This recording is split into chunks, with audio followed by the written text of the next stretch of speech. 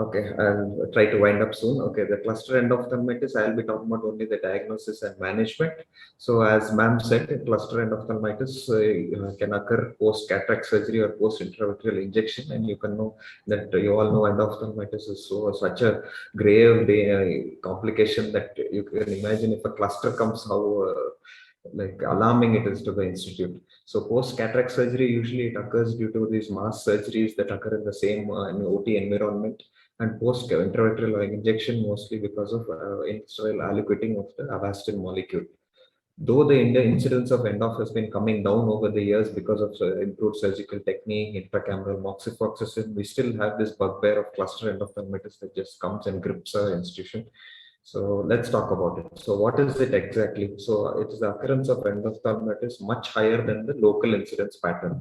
So what a pattern you're having since so many years, if there are more than 2 or more cases of infections at one time, or repeated post-op injections under similar circumstances, that is with the same surgeon, same staff, or same operating room.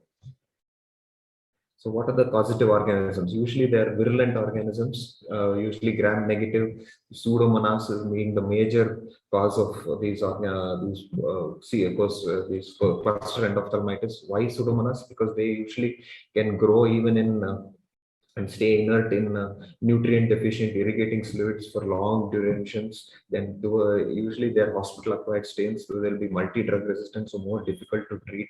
They release a lot of exotoxins, so that will destroy the eye also. So this is a usual presentation of cluster endophthalmitis. On the right, we have a patient with chemosis, lid edema, ring infiltrate, almost melting, going in for melt. Here we have a ring infiltrate early and hypopyon. And when we do the B scan, we find severe vitritis, choroidal thickening, and here we can see there's a shallow subtenos fluid forming a T sign. We also have reported one anacanthomima cluster endophthalmitis, where we have early superficial ring infiltrate, scleritis, and these small exudative RD bumps also developing. When we see all the reported cluster ENDOF in India, most of them are, like I said, Pseudomonas, and some are other gram-negative organisms like Enterobacter, Klebsiella, and Burkholderia. And when you see the etiology, they're mostly phacoprobe, the internal tubings, irrigating fluids, or air conditioning, the lenses, even the local anesthetic drop also can be implicated.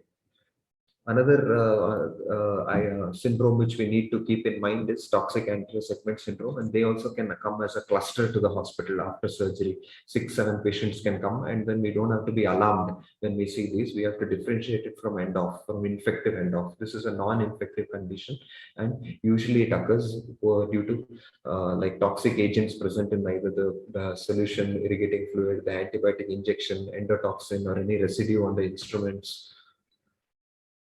And when you see the clinically, they usually come within 1 or 2 days of the surgery, whereas ENDOF, even very severe ones, maybe second or third day. So there's a mild overlap. And when you see, we have a limbus to limbus colon edema and mild hypopyon and some FM, which is usually like slightly regressing in this case. But the clincher is when you do the B scan, we find almost echo-free vitreous or mild dot epicytes that are seen in this case.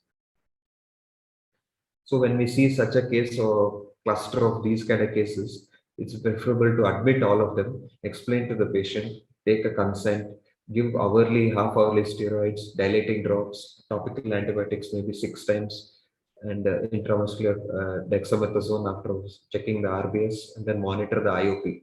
Then we reevaluate the patient in 4 to 6 hours. If they're better, good, we can still admit them for next 1 or 2 days to keep them for observation. If it's worse, we need to treat as infective ENDOF. Even the best of us also sometimes can have a doubt whether it's infective or non-infective. Better to always admit the patient and keep under close observation. Once we have established that it is infective ENDOF, we need to go through entire principles. So the prompt and effective treatment we need to administer, reporting to concerned authorities, analysis of the cause, implementation of practices to prevent further outbreaks, and continuous audit of these complications, procedures, and practice patterns. So when we are tracking a cluster ENDOF, when we first get the first and the second patient, we need to suddenly get alarmed. We need to mobilize a team of people to like control this outbreak. So we need to call all the patients, we need to call the concerned doctors, the surgeons, and tell them that such a thing has happened. We need to call all the patients on phone and ask them about any symptoms of loss of vision, redness, blurring, and then make sure all proper documentation is there, take all the batch numbers, and if multiple patients are received from other hospitals, their ophthalmologists have to be informed. Then we need to constitute a team, consist of a microbiologist, ophthalmologist, operating room staff, hospital managers to take care of the break. Now coming to the clinical management. So first we admit the patient, put topical our half-hourly antibiotics. Usually we prefer moxifloxacin and tobramycin, which covers positive and negative. But in cases of cluster end off, usually we are suspecting gram-negative, so we would prefer to go with topical piperacillin and ceftazidime, both half-hourly. Usually we put two antibiotics. And then we decide on whether to put topical prednisolone drops, depending on the corneal involvement. Then we put on topical cycloplegic and monitor the blood sugar. We even give systemic antibiotic also. And now if you have a VR setup, it's fine. If you don't have a VR setup and if you're a tertiary center, I do recommend that all surgeons take an AC tap, vitreous tap, and intravitreal antibiotic before referring to the surgeon. Why so? Because I feel that the patient will not reach the treating doctor within 4 to 6 hours, which are very critical. And during this time, the end of can progress very fast. And frankly, not much surgical skill is required to give the intravitreal antibiotic. So if we have a VR setup, I mostly recommend a Corvette immediately with intravitreal antibiotic. And suppose the patient has come referred to us, we clinically assess, and within 24 hours, if there's improvement, we repeat the antibiotic. If not, we go for a Corvette. Each tertiary center should have an endophthalmitis kit where it has the relevant antibiotic and the dosing also marked. So this is how we do a AC tap. And then we take a 24 gauge needle, we insert half of the needle within the mid-cat vitreous and get a tap like this.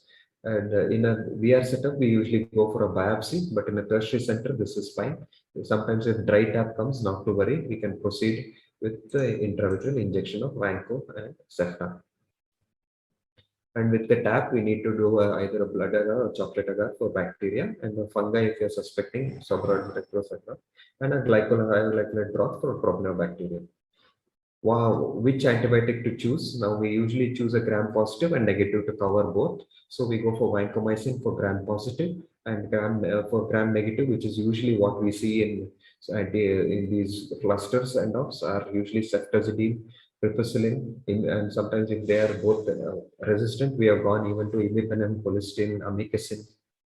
And as I said, all patients should be put on systemic intravenous antibiotic as they can progress very rapidly.